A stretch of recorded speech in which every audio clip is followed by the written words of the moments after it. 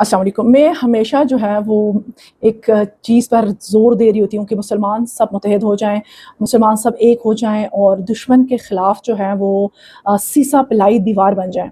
लेकिन मुसलमान इस वक्त हमें मुत्तहिद होते हुए दिखाई दे रहे हैं।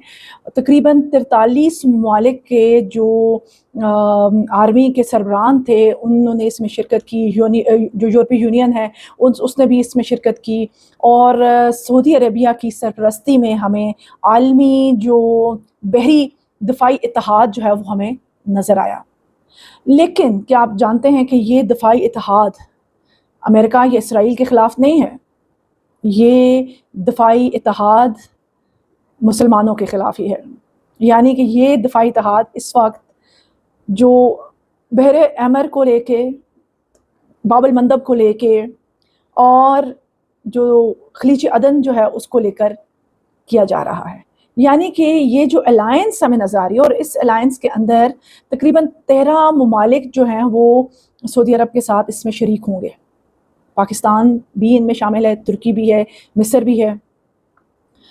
तो इन सब ने मिलकर अब फैसला किया है कि बाबुल मंदब को भी आज़ाद करवाएंगे और स्ट्रेट ऑफ हॉर्मुज़ को। चलें ठीक है, मान लिया कि जो तिजारत है इन रास्तों से हो रही है, जो बाबुल मंदब से हो रही है, जो स्ट्रेट ऑफ हॉर्मुज़ से हो रही है, उसको आज़ाद करवाने के लिए इन्होंने एक दफ़ाई मुआहदा कर लिया।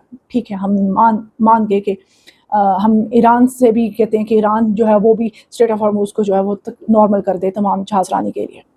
हम बाबुल मंदब का भी कहते हैं कि वो भी तमाम जहाज़रानी के लिए जो है वो नॉर्मल कंडीशन में आ जाए। लेकिन इस कंडीशन को ख़राब करने वाले अमेरिका और इसराइल, उनके ख़िलाफ़ किसी ने अलायंस ना बनाया अभी तक। गाज़ा के अंदर जो जुल्म सितम फ़लस्तीनियों के ऊपर हो रहा है, उधर से आप और जितने भी ममालिक हैं जहाँ पे ना सिर्फ मुसलमानों पे बल्कि गैर मुस्लिमों के ऊपर भी इतना जुल्म सितम हो रहा है। फिर इधर कश्मीर के अंदर अभी जो सूरत हाल बनी हुई है जिसको हम ज़्यादा डिस्कस ही नहीं कर रहे, बात ही जिसके ऊपर नहीं कर रहे, और इंडिया का कश्मीर के ऊपर क्या जुल्म सितम था, उसके लिए तो किसी मुसलमान मुल्क ने ये कोशिश नहीं की कि ऐसी अलायंस हो जिसमें तमाम मुसलमान मुत्तहिद हों और उनके ख़िलाफ़ खड़े हों, आवाज़ उठाएं। बेशक हम नहीं कहते कि जंग करें, हम जंग के हक़ में ही नहीं किसी तरफ से भी, हम चाहते हैं अमन हो।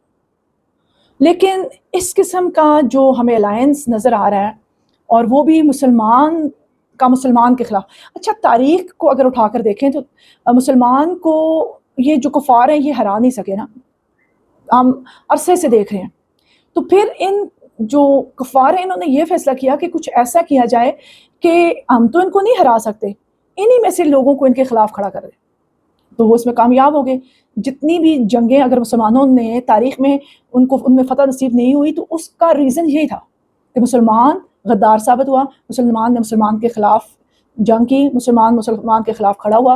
और अभी हमें अरसे दराज से ये नज़र आ रहा है। देखिए, फ़लस्तीन है तो फ़लस्तीन के अंदर सबसे पहले जब इसराइल ने एंट्री मारना चाहिए, क्योंकि इसराइल का प्लान जो है वो ग्रेटर इसराइल बनाना है, और ग्रेटर इसराइल में ये तमाम ममालिक जो इस वक्त अलायंस बना के आपको नज़र आ रहे हैं, ये तमाम के तमाम, हम पाकिस्तान की बात नहीं करें लेकिन ये जितने भी आपको यमन और ये सारे लिबनान और सऊदी अरेबिया का कुछ इलाका और ये सारे नज़र आ रहे हैं, ये सब के सब उसका हिस्सा है।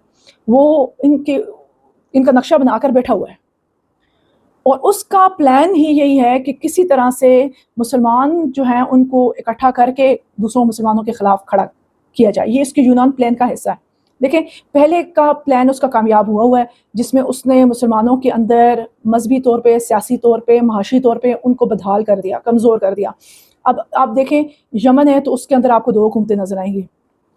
आप लिबनान में चले जाएं तो वहाँ पे भी कुछ सिचुएशन ऐसी नज़र आती है। आप फ़लस्तीन के पहले के हालात देखें तो फ़लस्तीन के अंदर भी यही था, 2 तरह की हुकूमतें हमें नज़र आ रही थी। यानी कि इसराइल ने इनके दरमियान में डिवीज़न की। फ़लस्तीन के अंदर भी यही हुआ। ठीक है, आज फ़लस्तीन और गाज़ा के मुसलमानों का हाल आप देख लें। इसी तरह से ये सब का हाल, लिबनान का हाल आप देख लें।